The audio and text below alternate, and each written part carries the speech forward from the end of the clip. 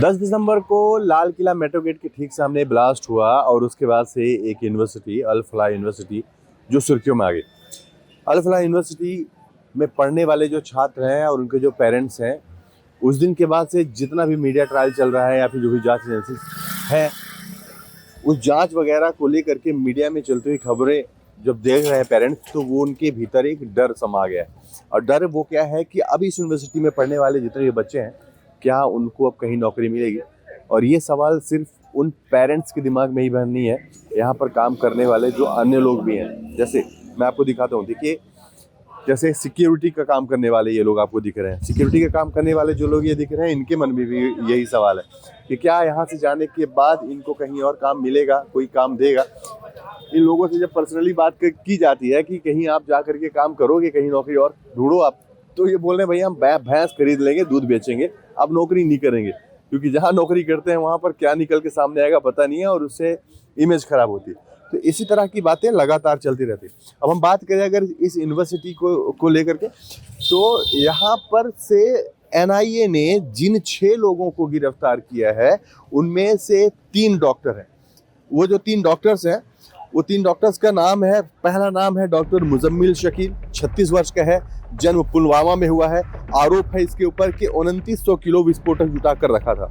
दूसरी डॉक्टर है डॉक्टर शाहीन सईद, 45 वर्ष की है, जन्म इसका लखनऊ में हुआ है। आरोप है कि मुजम्मिल की करीबी कार में राइफल थी। तीसरा डॉक्टर है डॉक्टर आदिल अहमद, 38 वर्ष का है, जन्म कांजीकुंड में हुआ है, कश्मीर में। आरोप है कि जैश के धमकी वाले पोस्टर लगाए, लॉकर से AK-47 इसके मिली। इसके अलावा इन 3 डॉक्टर के अलावा 3 और लोग हैं, वो भी कश्मीर से। मतलब जिन 6 लोगों को NIA ने गिरफ्तार किया है, उन 6 लोगों में से एक डॉक्टर शाहीन सईद, इसको छोड़ दिया जाए, ये लखनऊ की है, बाकी सारे के सारे कश्मीर के हैं। अब बाकी जो 3 बचे हैं, डॉक्टर मुजम्मिल शकील और आदिल अहमद, इन दोनों के अलावा बाकी जो लोग बचे हैं उनके मैं आपको नाम बताऊं तो मुफ्ती इरफान, ये 26 वर्ष का है, इसका जन्म शोपिया हुआ है, साउथ कश्मीर में। इसके ऊपर आरोप है कि GMC में पूर्व कर्मचारी डॉक्टरों को कट्टरपंथ की तरफ मोड़ा। इसके साथ ही 5वां व्यक्ति है जसीर बिलाल, 26 वर्ष उम्र है इसकी, जन्म अनंतनाग, जम्मू कश्मीर। आरोप है कि ब्लास्ट की साजिश में टेक्निकल सपोर्ट दिया करता था।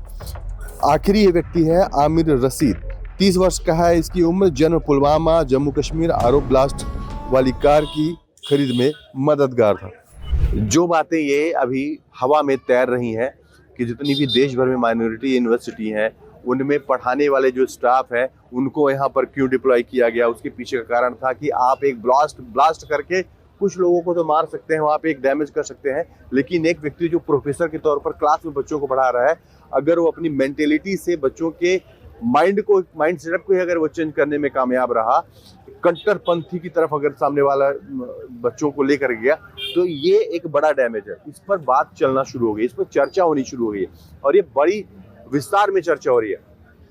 देखने की बात ये होगी कि जांच के बाद और क्या क्या बातें सामने आएंगी। फिलहाल अल फलाह यूनिवर्सिटी को लेकर के, यहाँ पर पढ़ने वाले स्टूडेंट जो हैं, उनके भविष्य को लेकर के उनके पेरेंट्स डरे हुए हैं, और वो यूनिवर्सिटी प्रबंधन से बातचीत करने का प्रयास कर रहे हैं। और ये प्रयास कर रहे हैं, वो ये बताने का प्रयास कर रहे हैं कि इस यूनिवर्सिटी में सिर्फ मुसलमान ही नहीं पढ़ता है, हिंदू, सिख, ईसाई, अलग अलग धर्मों के जो हैं वो भी सब पढ़ते हैं यहाँ पर, और जितने भी सारे स्टूडेंट हैं यहाँ पर, वो लोग सारे आतंकी नहीं हैं। आप कमेंट करके बताइए कि ये जो रूमर्स अभी हवा में तैर रहे हैं, ये सारी टॉपिक्स जिस पर भी चर्चा हो रही है, आप इस पर क्या सोचते हैं?